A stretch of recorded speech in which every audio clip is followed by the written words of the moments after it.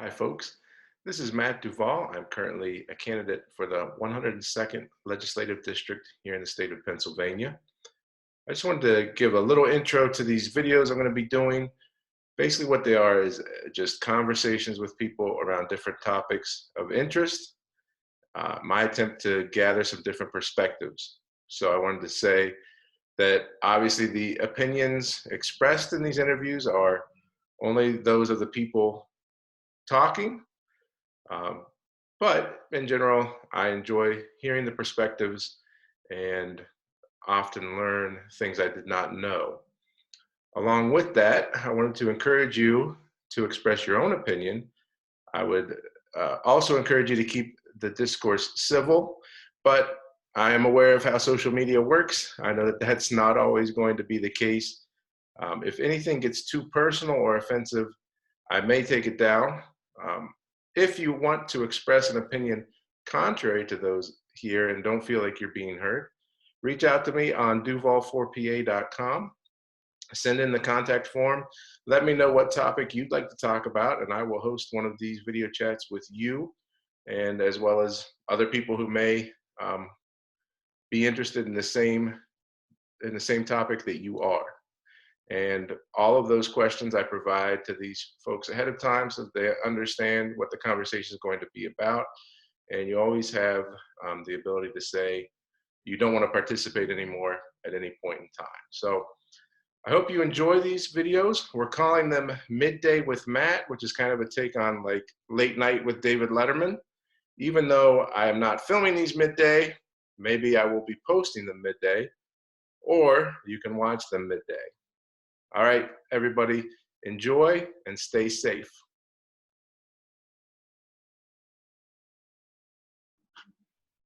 This particular video is a discussion with my friends Carla and Jennifer, and they're talking to me about their experiences as parents of children who are transgender. And this is a topic that I felt like was a good one to discuss because it's not one that many of us know a lot about. And given the recent events, Dr. Levine has been in the news quite a bit, and there has been a lot of vitriol, negative comments towards her online. A lot of them have nothing to do with her qualifications as a medical professional and a lot to do with this topic. So I thought it might be interesting to hear from parents who have children in this position and get some perspective on what that is like for them and for their kids. So I hope you enjoy. guys are ready. I'll just start with the questions and you can share your experiences and everything. I think as we're talking, like one of the main, I guess, issues that people encounter, and I include myself in this because I try to be an ally, but I also want to be, mindful of how I approach a topic like this. And one of the big questions people have is around pronouns and what sort of terminology they should use, what happens if they mess up, and those kind of questions. So I thought I'd get your thoughts on that. For me, that's one of the things that is sort of baffling to me is the issue that people have with, using someone's preferred pronouns. I mean, that was for me the easiest part of this whole process of, being a parent of a transgender individual was, when she indicated to me that she wanted to be she, that it was so, I don't want to say easy, but I mean, I just was able to just sort of change my thinking, and now I don't think of her as any other way. And I know that there are people that do have issues with that, but I think that you touched on this when you said that it comes really more from a sense of misinformation and misunderstanding. Yeah, one of the things that I think makes it difficult, and I'm not saying we've had an easy time switching. My daughter's also male to female, transgender. So her name is April, and it took us a long time to get to pronouns. The hardest, it became easier the more people knew Mhm. about her, because if we had to say, oh, if we had to start a conversation and talk about her, then we'd have to say, oh, okay, I don't know if you know, but the son who used to be John is now the daughter who is well, first she was Jade, now she's April. That was the hardest part, changing her name twice. But so when I start to talk about her when she was John, then my brain fills in a he pronoun. So then I have to switch it to she every time. But if in the normal course of things, she just is she. Every once in a while, one of us will slip. Again, it's usually because we have to think of her as she was before the change. Mhm. And then we just correct each other. But as far as transgender, a lot of the other thing I hear often about in talking about transgender people and terms, um, because I'm an editor, it's appropriate to say transgender, not transgendered. Okay. And the I think a really good way to kind of train yourself, and again, this is hard if you're not around a transgender person a lot. The thing that happens when person first goes through the transition is a lot of the people think of them as becoming a woman. My husband says, my at first would say, my John has decided to live life as a woman and her name is April. Well, I was talking to April one time and I said something about, well, now that you're going to be a woman. And she said, I've always been a woman. And I said, oh my goodness. So there is a feeling, and it's not, it doesn't always come from a place of hatred, that this is a person who's pretending to be another gender or wants to be another gender. They they feel they are.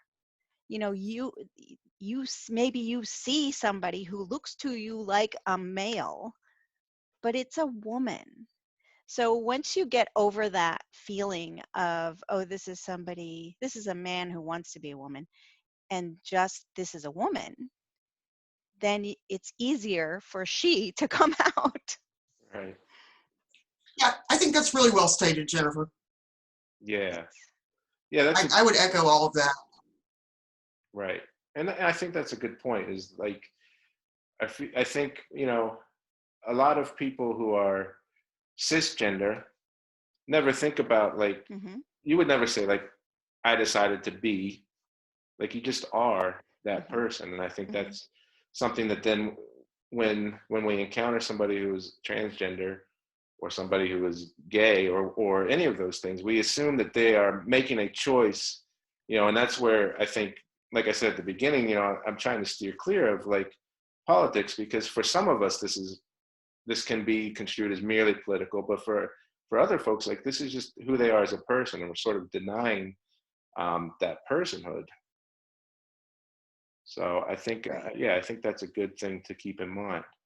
I think so. I guess along with There's that, a one of the questions I had here is just, what is one thing you wish people knew or were more knowledgeable about concerning people who are transgender? Well, just by way of background, my daughter was born male and was Alan and is now Elle. And she came out as gay when she was about 13, when she was still identifying as male. And then when she was 18, she came out and told us that she identified as female. And for the most part, my family's been pretty supportive. But at one point I had a relative ask me, what happened? Mm, What happened to Alan to make her want to be Elle? And I really kind of, I don't think that came from a place of hate or anything like that. But I really would just like to stress that nothing happened to my child. I mean, child was just born female, and it, took her longer to come to that realization than, a person like myself who was, born female. So I think that there's this perception that there's, something that happens to a child, whether it's during, when they're a toddler, or, when they're in elementary school, or even when they're in high school, that, something like clicks in their brain. And then all of a sudden they say, well, now I want to be female. That's not how it works. It's. Mhm. Oh, no, sometimes I guess it can work that way. I mean, A- April has late onset dysphoria. So, although she said when she came out, so she had been struggling with it for about 6 years, which would have put her about 14 at the time. Um, that she, in all that time, and I asked her why 6 years. I said, You have to have known that we would be supportive. And she said, oh, absolutely. I knew you would be supportive. I had no question that that you would be supportive. I just I felt it was wrong, and I kept trying to talk myself out of it, Right. hoping it would go away every day. I would hope it would go away. So there's so many people who are like, oh, this is a fad among kids these days. And that's what I wish people knew, that this child who absolutely knew that we would be accepting of her, because at that time, I would say at the time at 14, from about 14 to about 17, she thought she was asexual, um, and had no interest at all in either sex. Um, and then about 18 decided she probably was bisexual. At 17 she met a boy online, and they are still dating. She's 21 now, um, and which is an amazing story, but it's long, so if we have time I'll tell you. Sure. But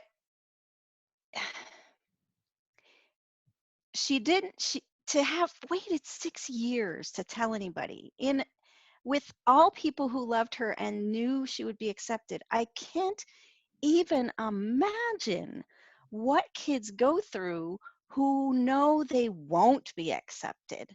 This is not a quote unquote decision that they make lightly or something that they try out, because the vast majority of people around them are not going to be supportive. Even if you have a supportive family, you're going to run into people who are horrible and will ask you the most invasive, disgusting questions.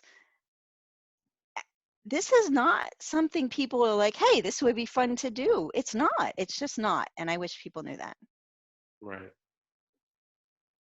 Yeah, and that's one thing that I often think about is, you know, I think sometimes people assume that, yeah, kids are trying this as a stunt or to get attention or something like that, and Mm-hmm. knowing, the struggle, the battle that they are going to face in society, it's, there are very few people who would willingly choose that if it wasn't something they felt was a part of who they are. Mm-hmm. Everybody hates transgender now. Even gay people hate transgender now. Like, it's the one everybody hates. Yeah, I mean, it is tough, right? It seems like there's always like the next. It feels sometimes like we make progress in an area, and then like it doesn't always build into the next area, if that makes sense. Like we always have to Right. start fighting the same battle over again. I guess, I think you guys have touched on a lot of my questions I had. One other thing I thought I would ask is just in terms of your response. I mean, when your children told you this, was there anything? It sounds like, and I know from interacting with you guys outside of this interview, that that you've been very supportive of your kids, but was there anything you regretted or wished you had done differently when they told you? Yeah. My daughter is a very, very talented artist, and she received a Scholastic Key Award when she was a senior in high school. And this was roughly about the same time that she had, disclosed to me that, she identified as female. And, yeah, yes, I was supportive, but, like any parent, I had concerns because of, what that meant for her future, because of the discrimination I knew she would face, and because of, all of the other uh, um, sort of difficulties, that trans people face. Um, I am, a very liberal, very tolerant person. I always have been, but I lived at the time in a very small town, and so she had actually shown up to the award ceremony with her school, and not with me. I had come there on my own, and when she got up on stage to accept her award, she was wearing 3-inch sparkly red heels and these like chandelier earrings, and I mean, very, very effeminate looking. And I had, at the time, I had not disclosed to that many people that she had come to this awareness, uh, because I was afraid of their reaction, because of the small town mindset, because of the fact that at the time, I ran the town newspaper. I was very involved in an arts center, and I always felt that I kind of had to walk a fine line uh, in terms of, I don't want to say not coming out and being supportive of my daughter, but not being polarizing on, issues. And I had a moment of, I don't want to say shame, but just concern for how that was going to be interpreted by, everybody that was sitting in the auditorium. And um, now the shame is for having ever felt that way, because I recognize, and this is a story that's had such a profound impact on me that actually, I'm a university professor, and I actually tell this in one of my communications classes. Now the shame is for not recognizing how incredibly brave it was for her to step on that stage in those sparkly red shoes, and the guts that it took to do that. And I'm a relatively courageous person, and I've taken a lot of risk in my life, but I don't think I've ever done anything that has equaled that level of bravery. Right. And so, I have a bit of a guilty conscience that I wasn't just immediately cognizant of how brave that was. And, I mean, certainly I have other regrets, but that's the one that stands out most prominently in my memory. Right. I, I don't have any regrets so far. We're relatively young in the process. I mean, this month is her 1 year anniversary of having come out, or 1 year anniversary of having come out as transgender. And I am very lucky to have friends like Carla who talked me through a whole lot of things. There's a group I belong to online on Facebook called the Mama Bears, which is a huge group. Uh, we have I have the free mom hugs t-shirt, I have the t-shirt. I guess I wish there are a few members of my family who are unsupportive, and I promptly cut them out of my life. My husband, I think, wishes I would have spent more time trying to bring them around. But I didn't want, I didn't, I, I'm afraid of what other people can do to her. Um, sh- I'm a fierce mama bear, and I don't want her to be in a situation where I have to let that come out. Right. And I don't want her to be in a situation where I'm not around for it to come out. So I guess I'm a lot more protective than I maybe should be. Um, but I haven't come to regret that yet. I may at some point. Right. No, I Yeah, mean, I would actually echo that, Jennifer, and I would say that, I often feel like that, I'm not saying that I love my child more than any other parent loves their child, but I've always felt like I had to love my child extra hard because there were going to be people out there that were going to be hateful to her. And so Yeah. that I had to try to make up for that to the degree that I could. yeah, I mean, that makes sense to me. Definitely as a parent, I can understand, you know, to an extent, just based on how it is when your kid has, no reason why anybody would potentially not like them, and you still sometimes encounter those people who, for whatever reason, don't seem to, and then Right. multiplying that by, you know, something like coming out as transgender in a society where that is, not widely accepted. Like I can only imagine the extra that adds to your mindset as a parent of, trying to make sure your kid is protected and knows that they're loved. So yeah, it definitely makes sense to me. And we have been remarkably lucky in that one, Maryland we live in Maryland now, although well, I grew up in Pennsylvania and a whole lot of my family is still there. And so there are quite a few members of my family in Pennsylvania who are very supportive and some who aren't.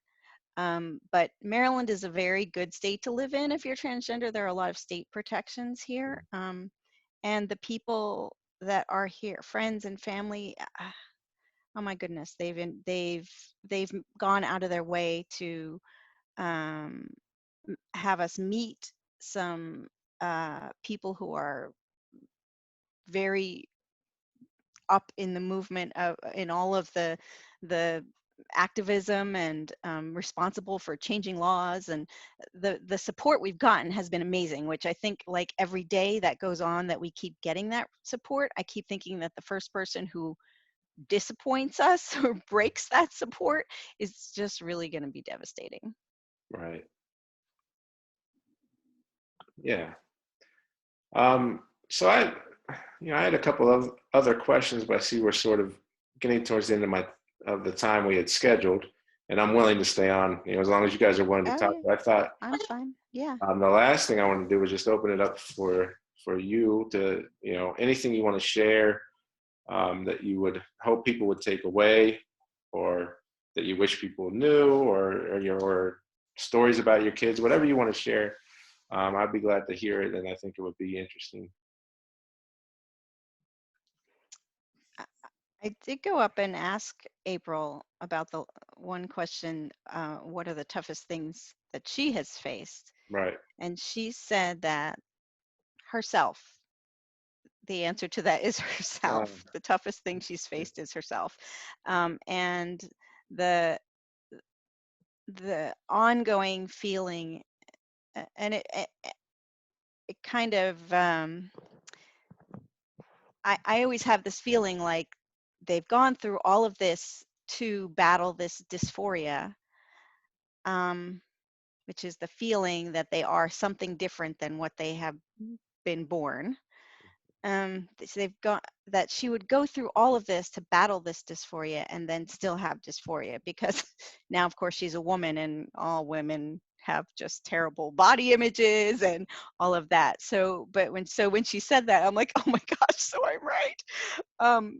But she said, sometimes you go through the feelings that it's like a circle. She's like, I feel like I will never be good enough to be, what they call passing. She'll never pass for Right. a quote unquote real woman. People will never ever look at her and say, oh, there's a woman. They'll say, oh, there's a man pretending to be a woman. So you do these things like, we got her nice clothes for Christmas and all of this stuff. I did her makeup to go to a party once, and she goes, and you look in the mirror and you're like, mm, it's, or you do something like going on stage with red sparkly shoes and it doesn't go as you wanted it to in your head, and you're like, see, it will never work. Mm. So she said that for that reason, she's her own worst enemy. Wow. And I oh, I'm so sad that she may have to live with that forever. And I just pray that she won't.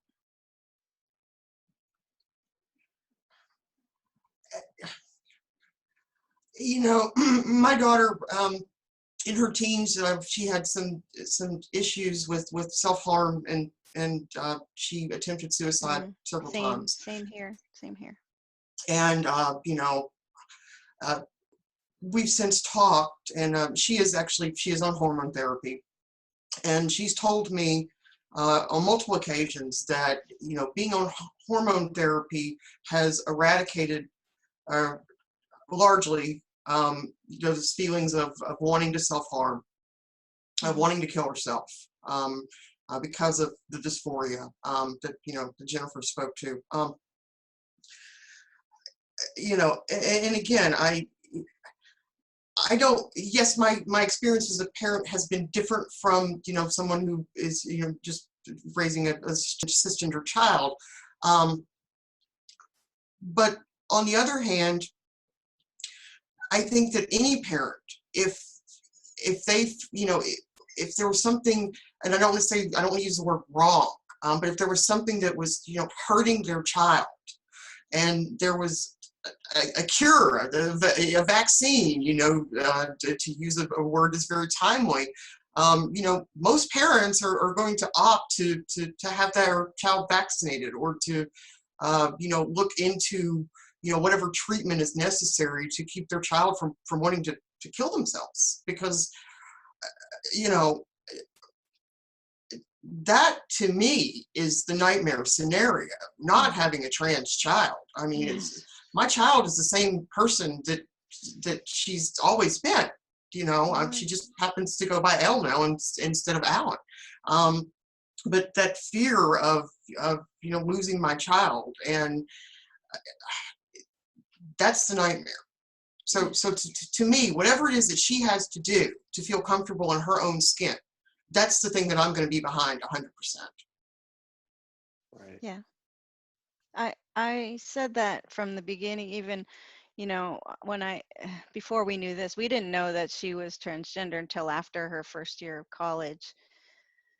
But when she was going off to college, I knew she was bisexual at that point, and I was sending her to Virginia, which is even a little more south than Maryland, and I was worried. And so I asked a friend of mine who's a parent, who's gay and a parent of two boys, and I was like, and I knew he had come out when he was in college. I'm like, I know love is love.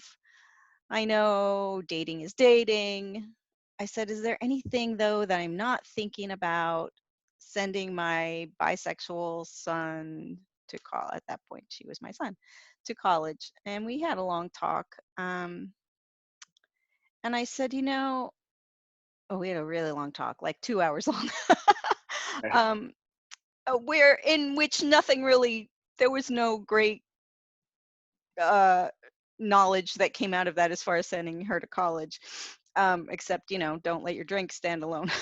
Don't leave your drink. I mean, because they do the same thing. He's like they do the same thing to gay men as they do to women. So um but I said to him at that time, I, I never felt, it was never a conversation. It was never, I never felt like she came out to us either as bisexual, asexual, bisexual, transgender, and actually my other daughter is pansexual. So I think it was like, I think we were over dinner and she was like, "Hey, I think I'm pansexual." We're like, "Great, pass the broccoli," like I never felt like either of my kids had to come out. It was always just a ongoing conversation about how they felt about themselves and other people or whatever. Um, and beyond that, I would not change it if I could, because what she is who she is who she is. And she is the kindest, most wonderful person I've ever met. And to change anything about her would change that. And why would I want to change that? Right. I don't want to change anything about her. So yeah, there's there's nothing wrong with her, and I will take her in any way, but I want her alive. I totally agree with Carla. That's the only thing I care, is that she's alive and happy. That's it. That's all. There's nothing more than that as a parent. And I don't understand the parents who find anything more than that to care about. And my husband is totally the same way. And if you'd have met him 20 years ago, you would be shocked.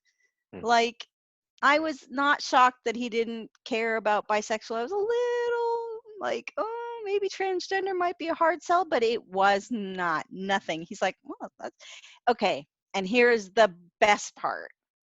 His dad, my husband's dad, is going to be 85 years old in April. Not in April, in August.